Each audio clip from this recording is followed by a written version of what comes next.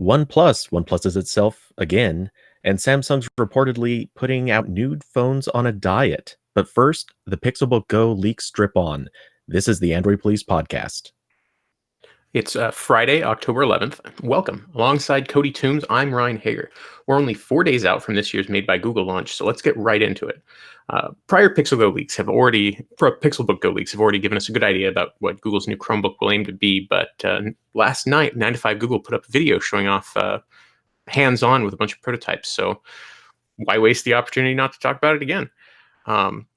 So if you haven't already seen this, we posted about it last night, and it's pretty snazzy. There's full hands-on videos, front, back, side, keyboard, deck, everything. You can see it's got a matte top lid. There's a ribbed pattern to the bottom. Originally, we thought that it was the top, but that ribbed colored texture looks like it's actually on the bottom.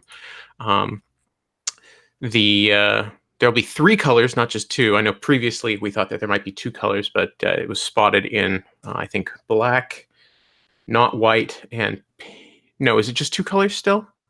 I'm actually not even sure. No, there are 3 colors, black, white, and not pink. And I don't think we've seen all 3 colors yet, but 9 to 5 was able to confirm that there would be 3 different colors, and their hands-on was with the not pink model, right? It looks like that, yeah. Yeah.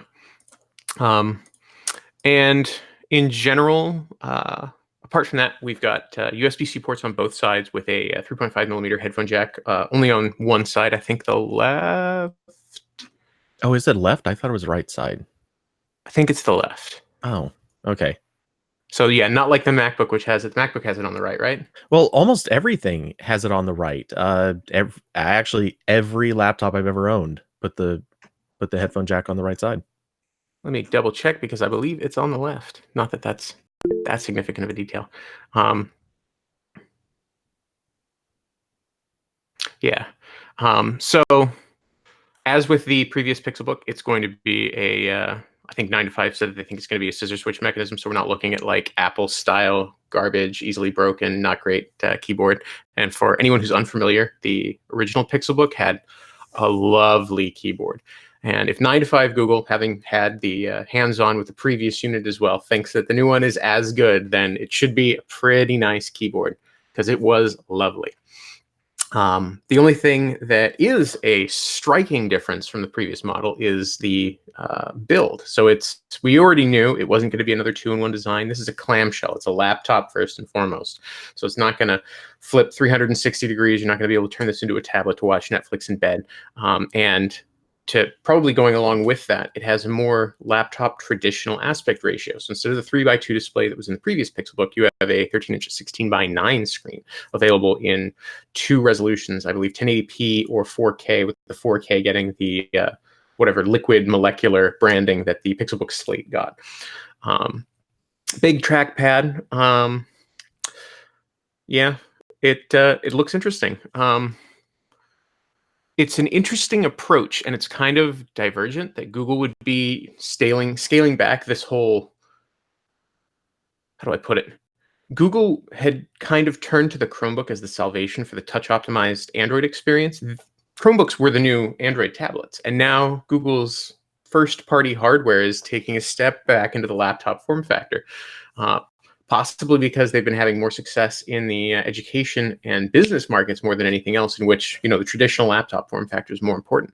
But is this worth the effort to do that, do you think, Cody? Like, is the inherent experience of Chrome OS and Chromebooks being lost by this laptop first approach? Well, I appreciate that they are trying new things. Granted, it's mostly small changes, placing things in slightly different spots or reorganizing a little bit. But at the same time, what I feel like I'm seeing is not really a product that's going to bring in new people, and I don't think it's going to change the resistance some people have to it. Obviously, there are plenty of people who have good use for a Chromebook, but you still have a lot of people who are saying it's not for them, it doesn't cover their needs. And I'm not seeing how this is going to change any of that. Yeah. It's more restrictive, if anything else. You had a couple people that might have been interested in using it as a Netflix machine or giving one of their kids so they can play games, touchscreen games. If it's just a laptop, it's just a laptop. Still, this is like Google's approach. It's just a model for other OEMs, and for the highest end version of the Chromebook, we might still see other OEMs. We will still see other OEMs doing two-in-one designs and other stuff. But if Google's not pushing it, I don't know. I feel a little worried. Although I agree with the idea of making it a keyboard and mouse centric OS more than a touch centric OS, like the addition of virtual desktops. Oh, it's gonna be great. Yeah, what it's all gonna come back down to is price. If this Yeah, can go to a really good low price point, which seems unlikely, but if it can, then it still has good potential to be a good market leader. It has some direction for people to go to. But if the price isn't low enough, this could just be another basically like the Pixel Slate. It'll just sit there and not really move. yeah. The base specs kind of remind me of the what's the new Asus, the C434. That's 1080p Core M3. It basically sounds like this on paper. And there's a version of that is half plastic, half aluminum. That's $100 cheaper. That's just a laptop, and I think it starts at $400 or $450. So if Google's going to start this, and we know Google's going to start this at something like 600, $700. All of my phones just woke up because they thought I said the hot word. We know that Google's going to start this at a price that's slightly unrealistic. So yeah, I don't know how this is going to do. Yeah, this could end up being one of those announcements next week that just it'll be interesting, it'll have its place, but it might not be the product that moves. Yeah. So, believe it or not, speaking of products that may or may not move, there may be a sequel to the Pixel Buds due out next week. But it appears that an errant update has gone out indicating that current Pixel Bud owners will soon be able to say the activation phrase, we're not actually going to say that here, to access Google Assistant instead of having to press and hold the earbud touchpad. So infamously, the Pixel Buds didn't do super well in their first iteration, and I have a feeling they're not really going to move so well now, not unless there's something substantially different. Yeah. I'm still Uh, unconvinced we're even going to see one. Like with everything coming fast and furious before the event itself, there hasn't been a whole lot about Pixel Buds. So yeah, exactly. This has been of all the things that are rumored for next week, this has certainly been the thing with the least smoke to go for fire. I have a feeling that they're probably if they are going to announce this, it could end up being like a couple minutes on stage and then quickly moving on, or it may even be something that they launch and don't actually even give stage time to. maybe. Uh, there's a lot of possibilities here, and I'm skeptical that the Pixel Buds are really going to be a big a big talking point for them. Yeah, I would agree. I guess we'll have to see when the event comes itself. But though I know that some people are going to be excited that at least some of the features, assuming that this update is indicative that we saw or that was seen rolling out non-functionally, is indicative of new features that the new model will have. At least some of it's trickling down to the old units. Google is pretty good about that when it's possible to backport things. Like the camera features from the Pixel 3, many of them came to the Pixel 2, a couple of them came to the Pixel 1. There were some limitations. So, like, it's back and forth, but it's good that they're Yeah. trying, I guess. So, do you think Google needs to have wireless earbuds, and No, especially something like the Pixel Buds? no, no. I don't think they need to. I don't think that they have the time or the energy to be able to approach it and do it correctly. And if they're not going to do it, it's going to be a half-hearted effort and no one benefits. So I don't think they should even try. Yeah. Honestly, this is something I just would like to see Google leave this to other manufacturers. There are Yeah. so many companies that they've already partnered with that produce great wireless earbuds, and many of these companies have already integrated Google Assistant. It doesn't seem like there's really a need for Google to provide this one specific thing just to be able to say that they're also doing the thing everybody else has done. Especially with the rate at which it seems like behind the scenes they cancel hardware projects. Reassign your resources to better use the people you've got and ensure that the other products you've got in the works have a better chance of succeeding rather than killing a ton of them. So yeah, I don't think they should continue. Yeah, this is something Apple was actually really famous for a long time. They would not open up a product line unless they knew that they could dedicate enough people to it consistently and permanently to just keep it going. Now, of course, Apple lost that reputation really, really heavily, but uh, at various points, they have shown effort to kind of move back in that direction, and it's something certainly a lot of people have asked Google to do. Yeah. So,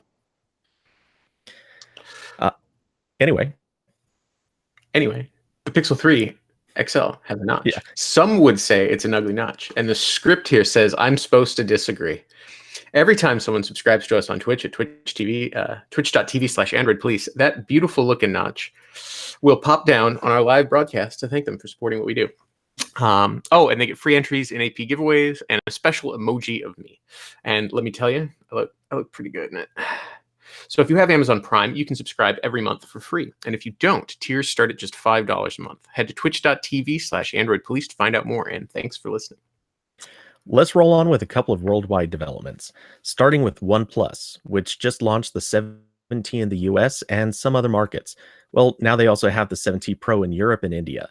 And and then there's the new McLaren edition too, with 12 gigabytes of RAM. They're keeping a lot of the same specs here, so you still have the 90 hertz display, and it's going to be a big screen at 6.67 inches. The Snapdragon 855 Plus, so that's the overclocked version that's kind of supposed to be like gaming phone oriented. Yeah, it's a slightly higher clock and a slightly better GPU. Oh yeah, that's right. I forgot about the GPU. And then of course a massive 4085 milliamp battery. Let's see, a 48 megapixel read that wrong. It has a 48 megapixel rear shooter with an 8 megapixel and 16 megapixel telephoto and wide angle rear cameras as well. And then you've also got what is it? It's the front facing is a wide angle, correct? On the 7T, I don't believe so. I think that My bad. I think it's just a standard like 24-ish. Like it's a normal sort of field of view you usually see, and I think it's actually exactly the same. Yeah, it's exactly the same camera assembly that's in the 7 Pro, so down to the sensor. So it's basically the same camera in the pop-up mechanism. Okay. And then the wide angle camera is also going to be getting a focus motor for their special macro mode. Yeah, the super So macro mode's wild. yeah, I haven't played with that yet, but I've seen a few pictures of it, and it definitely has a good look to it. It has that ability to really pick up fine detail that you really can't get when you're trying to shoot close with a regular smartphone camera. Yeah, the only issue I ran into using it, because I think if it's the same as it is on the 7T, the only issue that I ran into when using it was that when you get to the minimum focus distance, which is an inch, 2.25 centimeters, basically an inch, the focal plane is so narrow that it's real hard to use. Because like I was trying to get an image of like the center of a flower, and I could get the center in focus, and the edges would be out of focus. So it's unless your subject curves to match the focal plane, you're kind of screwed at minimum focus distance. Oh, that's an interesting twist on it. So, do you think it's strange that OnePlus is doing this worldwide distribution using different models in different markets this way? Okay, I actually have really strong feelings about this. I was talking to Daniel Bader over at Android Central on Twitter very briefly the other day. It kind of seems to me like that OnePlus has put US on the back burner because they're not giving us every product anymore. We're getting this, TikTok back and forth. We get the basic phone, and then we get the high-end phone. We get the basic phone, we get the high-end phone. At least for these last two generations, we didn't get the 7, and now we don't get the 7T Pro. And I mean, they are incremental improvements, and I know that some people have complained that it's not that big of a change, but I always liked it because it meant that whenever you were buying a phone from OnePlus, you were getting the latest, greatest version. You didn't have to worry about, well, is it a good time to buy right now? the phone was at most 6 months old when you were getting it, and you knew if new one was coming right away if it was 6 months old. So you always got the good one. Whereas like buying a Pixel 3 right now is a stupid idea. So I appreciate that they're willing to do that, but I am sad that the US is not getting every phone now. We're getting this, flip flop back and forth. We get the mediocre one this time around with the lower resolution panel, and the screen's not very good. So I'm a little disappointed we're not seeing the 7T Pro. It's funny because Sony used to have that exact same model, and actually, I could be wrong, but I think they still might. Basically, every 6 months or so, a new phone came out, and you pretty much could always just buy the latest phone. Now, granted, of course, Sony's US distribution has always been extremely flimsy, but it is kind of interesting to see OnePlus sort of adopting the same model, but kind of making it work by just not offering it to every market in the same pattern. Yeah. I mean, I guess it's okay.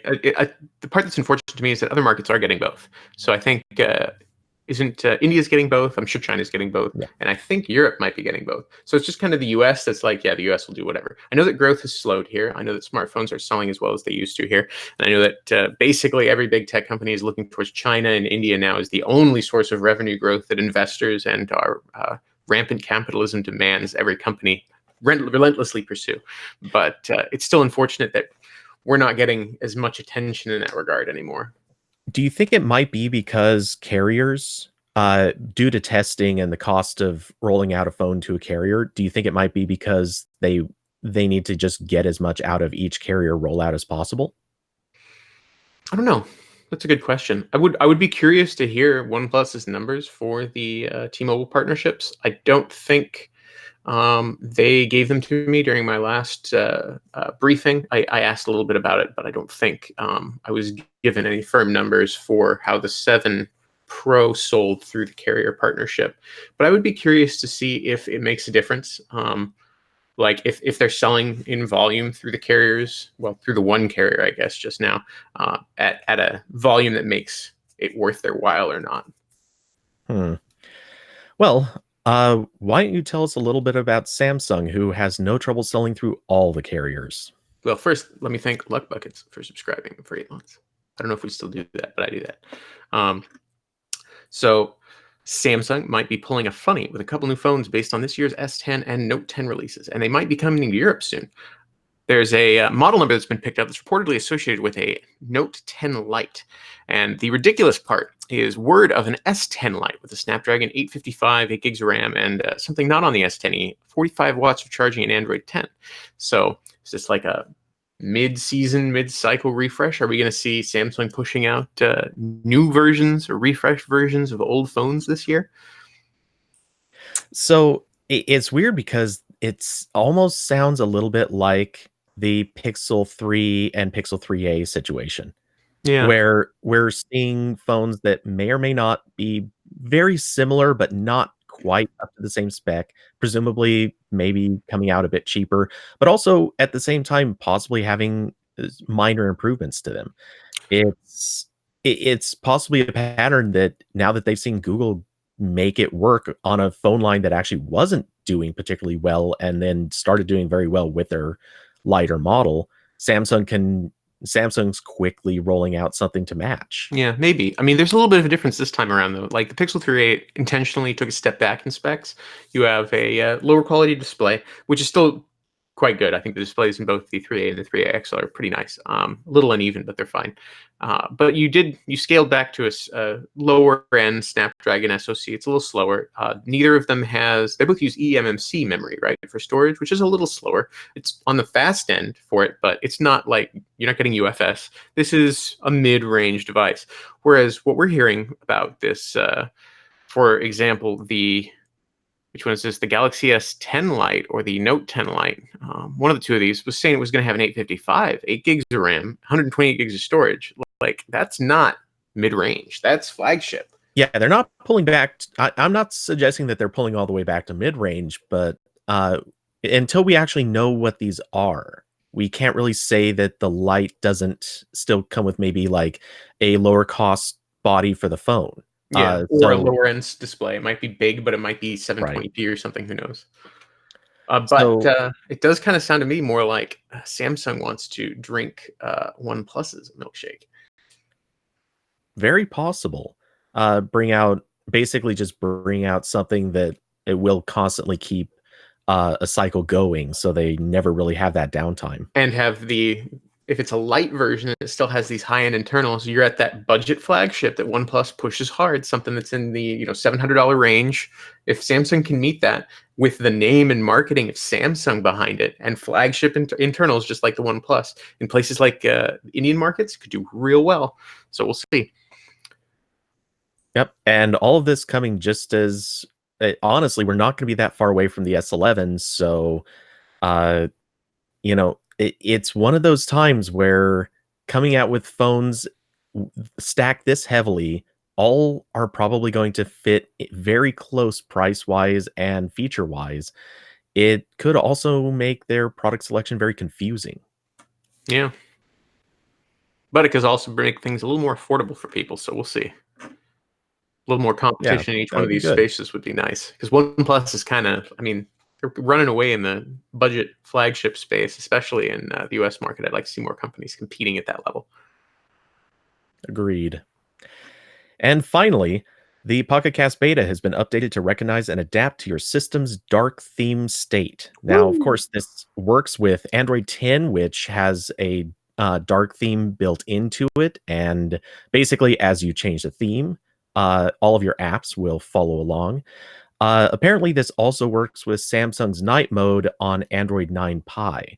So basically, at least that's what some reports have said so far. So, yeah, for anyone on older versions of Android, unfortunately, you're still stuck with manually changing. I'm not sure if this Pocket Cast Beta actually supports manual changes. I believe it does, but I haven't checked myself. It looks like in the screenshot there is a toggle for use Android setting, but still you can select a theme for yourself, light, dark, or extra dark, with the extra dark being like an AMOLED level black, which is bound to please a lot of people. Yeah, and honestly, I'm a real fan of any app that when they adopt the auto switching for Android 10, that they also allow people to manually set it just permanently. Yeah. Because there are some apps you just honestly, they either look bad in one theme or another, or you just simply don't want them in different themes because maybe the content of the app just is better suited in a certain color scheme. Yeah. The bit that catches me as curious is that if it works on Android Pie's night mode, which is the red tinted mode, right? The mode where it tends to display at night in Pie. Oh, the blue light. Yeah. Yeah, Isn't that called night mode in Pie? So I didn't know that there was I even think a so. system-wide broadcast for night mode. I didn't know that that apps were informed that they were in night mode. So that's cool. I didn't realize that was a thing at all. Yeah, I don't actually recall hearing about that either. Yeah. That may be unique to certain OEMs, though. Okay. So it doesn't have anything to do with Android 9's night mode at all. Possibly not, or Okay. it could just be that OEMs are implementing it differently. Got it. So anyway, you can now multi-select your own audio files to clear your history as well. So, making cleanup a little bit easier. Cool. Anyway, so I believe that is about the end of the news itself. We do have a few questions though. So coming in on the chat line, we have Gunnar Bravo, who asks, I think Google is still in the Nexus stage when it comes to Pixelbooks. They want to use Halo devices to give guidance to other OEMs, kind of like the explosion of Chromebooks after Pixelbook launched. Hmm. Do you have any thoughts on that? A few. I'm not sure that necessarily, because I mean, I think that we could agree the Pixelbook Go is focusing on being a laptop more than anything else. It might have a touchscreen. I think it'll probably have a touchscreen, but it's not a two-in-one design. It's not meant to be flipped around. You're using this as a laptop in the laptop's form factor. And there are a lot of laptop-first Chromebooks, especially in the enterprise and education space already. So I'm not sure what Google means to put forward, because what's the really popular one, the absurdly popular one, the HP Chromebook 14 is like crazy popular, and that's like on the cheap end. You've got that, and then there's a Dell 14-inch that's really popular, around $500 or $600. But there's like there are high end, relatively high end, or at least sold well and much loved Chromebooks in the laptop first form factor. And while Google hasn't done an approach themselves for a while, since the Chromebook Pixel for laptop first, I don't really know that they need to return to it. OEMs, I think that they have it down, but that could be their motivation. Yeah, I don't know at this stage if Google is necessarily uh, producing so much guidance for OEMs because it seems like a lot of the experiments that they've been doing have actually kind of passed on to partners more and more often. So their own products are, I think, more about literally just placing their reputation of making something different. And if something does happen to catch on, then of course other OEMs will adopt it as well. But it seems like Google is just sticking with being experimental more than necessarily trying to tell everyone else what to do. Yeah, it could be. So moving on to A346 Airbus, uh, he asks, how soon do you think the Pixel 4 and XL model will be available for order? I mean, if history is an indicator, day of we'll have pre-orders. But considering how far ahead the supply chain seems to be, I know there's no proof yet. This is purely speculative. I wouldn't think, or I wouldn't consider day one orders out of the realm of possibility. It's possible, but definitely, I assume pre-orders day of, at Yeah, least. yeah, I agree. I think I wouldn't be surprised at all if they were shipping within 2 weeks. Yeah, Uh, and to me, that's really what matters. It doesn't matter whether you call it a pre-order or an order. What really matters at the end of the day is when are they actually shipping. And if it's anywhere over 2 weeks, I would be surprised. yeah, Uh, yeah. I would, well, if we're in the placing a 2 week realm. window. Yeah, it would be Yeah. within day one and 2 weeks. I'm sure something like that. But yeah, I can't imagine it's going to be any further out than that. They've been so much better about shipping ever since. What was it? Basically, roughly about the Nexus 6P days, I think, was the last time, or not, sorry, not the last time, but the first time that they really had their game together as far as shipping. Yeah, So moving on to Mayu, who had looks like two questions. Do you think companies could save huge amounts of production if they would just produce one single model of all options and maybe two variants for regular and XL screen? I have no idea what that question is asking. I believe this is basically should everyone move to Google's model of having basically a Pixel 3 and a Pixel 3 XL that are basically identical internals, but they are just different screens with I a don't know. couple of minor tweaks for like battery and stuff like that. Maybe. I know that the approach, the only real benefits to that approach are being able to, well, I mean, you release two phones at the same time that could please anyone who wants a small phone or a big phone, and maintaining software becomes pretty easy as long as there's no device-specific wonk. But there's always some kind of device-specific wonk because, like, even when you look at the Pixel 3 and the Pixel 3 XL, you have some minor differences in the way that they implemented things. One's got an LG screen, the other has a Samsung screen. So right there, if you're updating the display controller or anything past that pipeline, you're going to be targeting specific devices. So you can have a unified build before that, but you still have to do device specific changes after. And I think there were some differences. Doesn't the Pixel 3 have a rotated camera assembly? Where it's 180 degrees off from the other one, or was that the Pixel 2? Because there were some issues where certain apps that weren't picking up the rotation declaration were showing the smaller phone flipped over in the camera preview. So I think one of them, it's either the Pixel 3 or it's the Pixel 2. One of them has a rotated camera assembly because they couldn't put it in the right way because of the difference in size. So there are some small software tweaks you have to do that kind of obviate a few of the benefits of having a single unified build, even if most of it still ends up being one team. You still have to make these specific tweaks. Maybe it's a good approach. Maybe it's not a good approach. A lot of companies are doing it just because I think people, we have different tastes. Some people like a big phone. Some people like a small phone. And a small phone can be usually a little cheaper because screens are expensive. But I don't know if it's something that needs to expand beyond what companies are already doing. It's pretty ubiquitous. Yeah, I agree. I think we've obviously seen Samsung doing exactly this already. And I think there may have been a couple of other companies that have at least tried it, though not necessarily in at direct like copycat one model to another sort of style. But yeah, I think the issue here is with some phones you're going to benefit more from supply chain where it's just going to be good to order as many as possible of a certain unit or component. And whereas if you know you're going to sell a large number of a single model, you might actually just be better off trying to save money making the phone as custom and uh, optimized as possible, if that makes sense. So for something like, sorry, what I'm getting at is for something like the Pixel, uh, they're not going to sell enough of them to really justify customizing each one too extensively. So it's better to order products across both models, and that makes it more efficient. Okay. And our last question here comes from Luck Buckets. Likelihood of them bundling Stadia Pro with Pixel 4 and Pixelbook Go? Maybe. Could be. Would like to Possible. see it, but Yeah.